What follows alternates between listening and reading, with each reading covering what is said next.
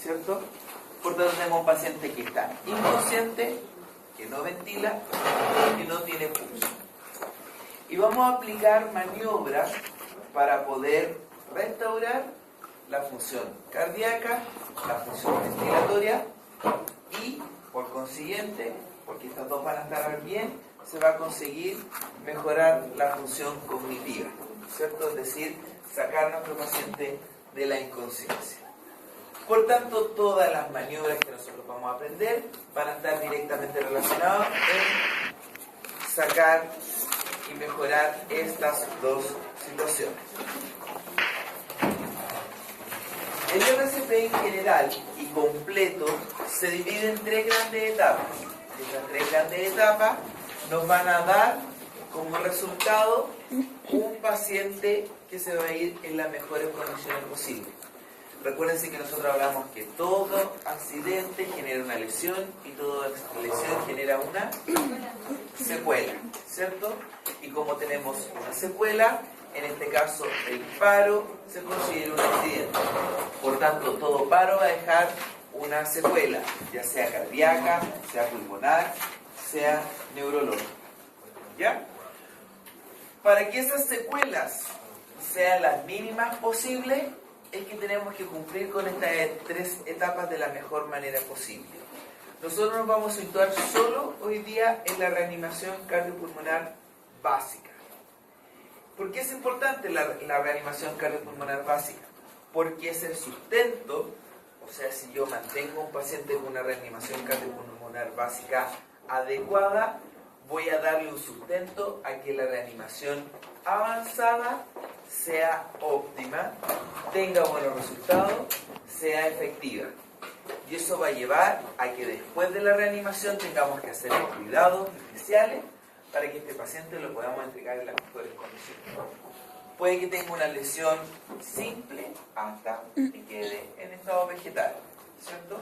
Pero eso todo depende de cuando instauremos el RCP básico y cuánto tiempo demoremos en iniciar el RCP avanzado. ¿Ya? Vamos a tener, sí, ciertas actividades que llegar a hacer. Le insisto, la función de hacer RCP y las maniobras de RCP es a través de la ventilación asistida, la ventilación boca a boca, ¿cierto? Mejorar la función ventilatoria y a través de las compresiones torácicas, mejorar la función circulatoria. ¿Ya? Esas son las dos actividades que hacemos para restaurar a nuestro paciente. Ahora tenemos que ver cómo las vamos a hacer. Recuerden, nosotros ya lo advertimos, cada vez que tenemos un paciente que está sin oxígeno, al minuto el paciente cae en inconsciente, ¿cierto? El cerebro dice: yo mejor apago mis funciones para que la reserva de oxígeno que tengo la mantenga para las funciones más vitales y no, por ejemplo, la responder a los órganos de los sentidos. ¿Ya? Por tanto, este cerebro al minuto se apaga.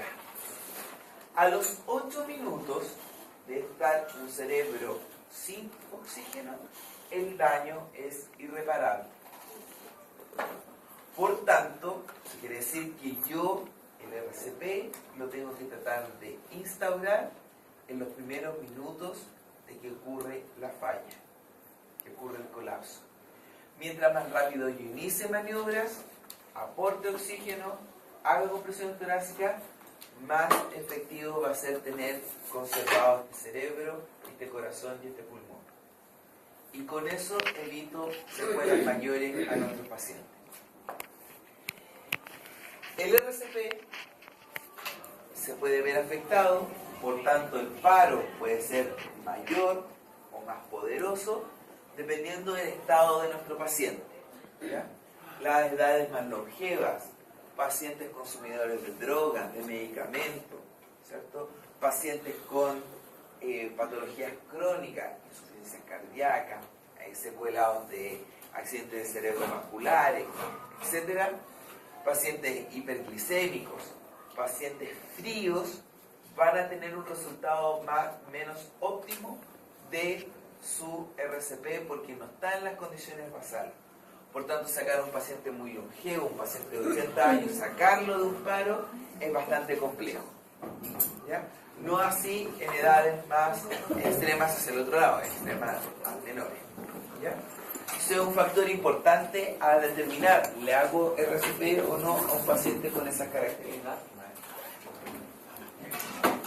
Recordamos, sí, que nosotros habíamos dicho, paciente inconsciente, con pulso y con ventilación.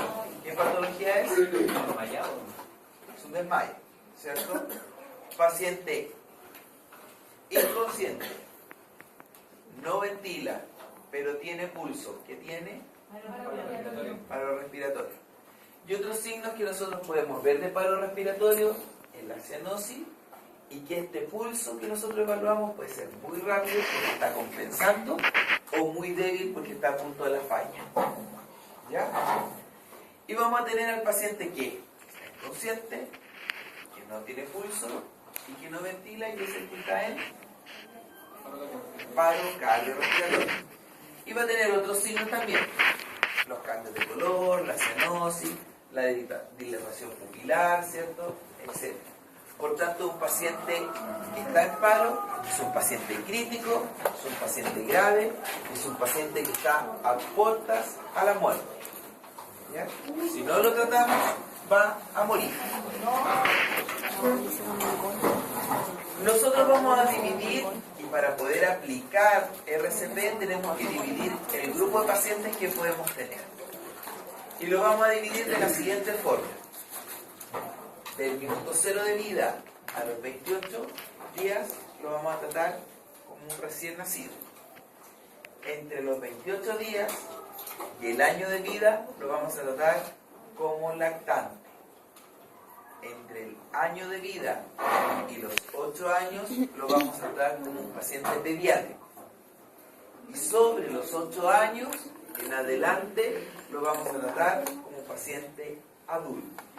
¿Ya? Con estos 4 grupos diferentes de pacientes es con quienes vamos a tratar. Ya esperemos que termine de hablar la compañera del teléfono. De 1 a 8. De 0 a 28 días, ¿de qué era? Recién nacido. Recién nacido, lactante, pediátrico y adulto. Ya, chicos, yo soy súper buena onda, pero no